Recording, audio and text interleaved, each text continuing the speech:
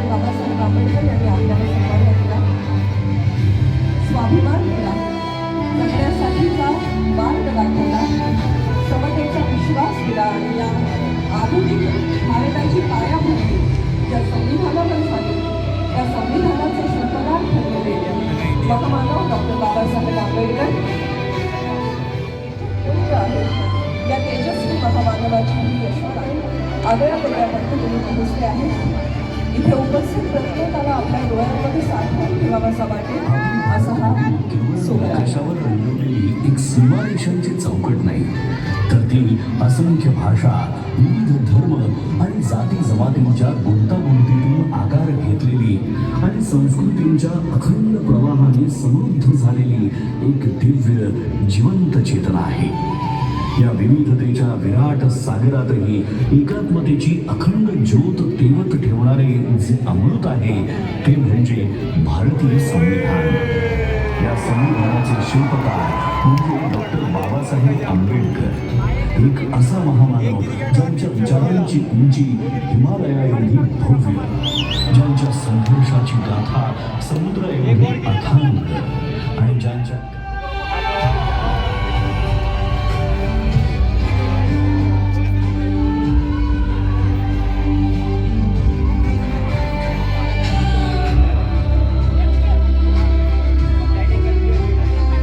संविधानाच्या प्रत्येक ओळीतून उलगडणारी डॉक्टर बाबासाहेब आंबेडकर यांची दूरदृष्टी ही केवळ कायद्यांच्या चौकटीपुरती नाही.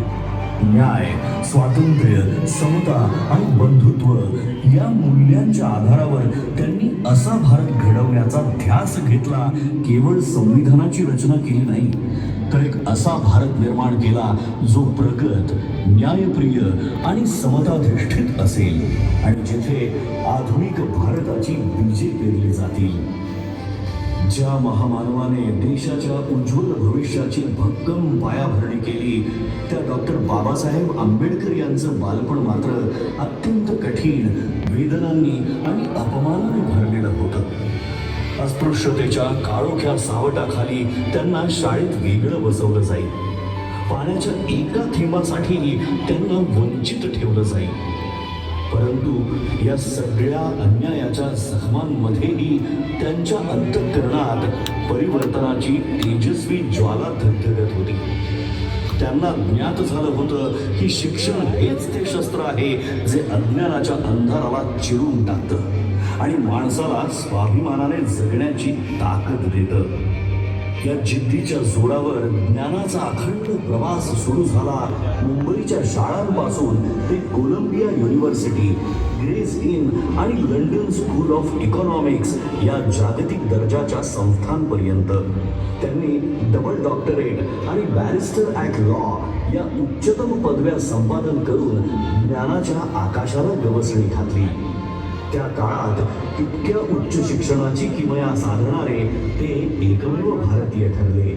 आपल्या विलक्षण बुद्धिमत्तेच्या जोरावर परदेशात सन्मानाने आयुष्य जगण्याची संधी असतानाही डॉक्टर बाबासाहेब आंबेडकरांनी मातृभूमीची निवड केली. मात्र भारतात परतल्यावर त्यांना जातीच्या कारणामुळे बडोद्यामध्ये राहण्यासाठी छप्परही नाकारलं गेलं. पण अपमानापुढे झुकण्याऐवजी त्यांनी संघर्षाचा मार्ग निवडला.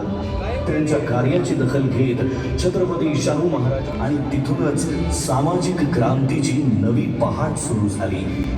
1900 साली घडलेला महाड सत्याग्रह हा पाणी पिण्याचा हक्क मिळवण्यासाठीचा लढा नव्हता, तर तो मानवी स्वाभिमानासाठी उभारलेला पहिला महान संग्राम होता. 1927 साली महाड येथे झालेला चौदार तळे सत्याग्रह, त्यानंतरचा काळाराम मंदिर सत्याग्रह हा संघर्ष तर श्रद्धा आणि समानतेच्या संगमावर उभा राहणारा ऐतिहासिक टप्पा ठरला. हा केवळ पाण्याच्या हक्कासाठी नव्हता, तर मानवी स्वाभिमान, समानता आणि सामाजिक न्यायासाठी उभारलेला पहिला महान सामाजिक संग्राम होता. 1930 ते 1932 या कालखंडात डॉक्टर बाबासाहेब आंबेडकर यांनी गोलमेज परिषदेमध्ये सहभाग घेत वंचित, पीडित आणि शोषित समाजाचा आवाज जागतिक स्तरावर पोहोचवला. अनहायलेशन ऑफ कास्ट या त्यांच्या क्रांतिकारी ग्रंथातून त्यांनी जाती व्यवस्थेच्या मूळ पायालाच हादरा दिला. त्यांनी निर्भीडपणे सांगितलं की जोपर्यंत जात अस्तित्वात आहे तोपर्यंत खऱ्या अर्थाने लोकशाही फुलू शकत नाही. मी हिंदू म्हणून जन्माला आलो असलो तरी हिंदू म्हणून मरणार नाही हे वाक्य केवळ एक उद्गार नव्हे तर अन्यायाविरुद्ध उभं राहण्याचा, समतेसाठी लढण्याचा संकल्प होता. डॉक्टर बाबासाहेब आंबेडकर यांचा संघर्ष केवळ सामाजिक परिवर्तनापुरता मर्यादित नव्हता, तर त्यांच्या वैयक्तिक आयुष्यातही वेदना, त्याग आणि कठोर परीक्षांनी भरलेला होता. या कठीण प्रवासात त्यांच्या सोबत खंबीरपणे उभ्या राहिल्या त्या म्हणजे रमाबाई आंबेडकर. एक शांत, संयमी पण अतुट सामर्थ्याची मूर्ती. घरात आर्थिक तंगी असताना उपासमारीच्या छायेतही त्यांनी कधीही तक्रार केली नाही. योग्य उपचारांच्या अभावामुळे आपल्या लेकराला गमावण्याचं असह्य दुःख त्यांना सोसावं लागलं, तरीही या दुःखाने त्या खचल्या नाहीत. उलट आपल्या पतीच्या महान ध्येयासाठी त्यांनी प्रत्येक वेदना मागे सोडली. डॉक्टर बाबासाहेब आंबेडकरांनी केवळ दलितांच्या वेदनांना वाचा फोडली नाही, तर त्या प्रत्येक माणसासाठी आवाज उठवला ज्याच्यावर अन्याय झाला, जो शोषित होता आणि ज्याला आपल्या कष्टांचं योग्य मूल्य मिळत नव्हतं. कोकणच्या मातीतील शेतकऱ्यांच्या शोषणाविरुद्ध त्यांनी थेट आवाज उठवला आणि खोटी पद्धती या अन्यायकारक व्यवस्थेच्या मुळावर घाव घालत त्यांनी शेतकऱ्यांना स्वाभिमानाने जगण्याचा मार्ग खुला केला. कामगार मंत्री म्हणून शपथ घेताना 8 तासांचा कामाचा दिवस, साप्ताहिक सुट्टी, किमान वेतन आणि सामाजिक सुरक्षेचे हक्क हे केवळ कायदे नव्हते तर कष्टकऱ्यांच्या आयुष्याला मिळालेले संरक्षण कवच होते. डॉक्टर बाबासाहेब आंबेडकर यांच्या दृष्टीने स्त्री ही केवळ कुटुंबाचा भाग नव्हती, तर समाजाच्या उभारणीचा केंद्रबिंदू होती. म्हणूनच त्यांनी महिलांच्या आर्थिक स्वातंत्र्याला, शिक्षणाला प्रथम दर्जा दिला. बालविवाह, सतीप्रथा, देवदासी प्रथा आणि विधवांचं अमानुष शोषण या सर्व कुप्रथांविरुद्ध त्यांनी प्रखर आवाज उठवून समानतेचा हक्क दिला. कायदा मंत्री म्हणून त्यांनी सादर केलेल्या हिंदू कोड बिलने महिलांना घटस्फोटाचा अधिकार, मालमत्तेत समान हक्क आणि वैयक्तिक आयुष्यात स्वायत्तता मिळवून देत अशा अभूतपूर्व निर्णयाने इतिहास रचला. तसंच कामकाजी महिलांसाठी मातृत्व रजा आणि समान कामासाठी समान वेतन या केवळ सुधारणा नाही तर स्त्रीच्या सन्मानाचा आणि स्वातंत्र्याचा नवा अध्याय होता. कायदा मंत्री म्हणून त्यांनी सादर केलेल्या हिंदू कोड बिलने महिलांना घटस्फोटाचा अधिकार, मालमत्तेत समान हक्क आणि वैयक्तिक आयुष्यात स्वायत्तता मिळवून दिली आणि या अभूतपूर्व निर्णयाने इतिहास रचला. 1947 साली डॉक्टर बाबासाहेब आंबेडकर यांची संविधान मसुदा समितीचे अध्यक्ष म्हणून निवड झाली. या जबाबदारीला न्याय देत त्यांनी भारतीय संविधान या अद्वितीय ग्रंथाची निर्मिती केली, जो जगातील सर्वश्रेष्ठ संविधानांपैकी एक आहे.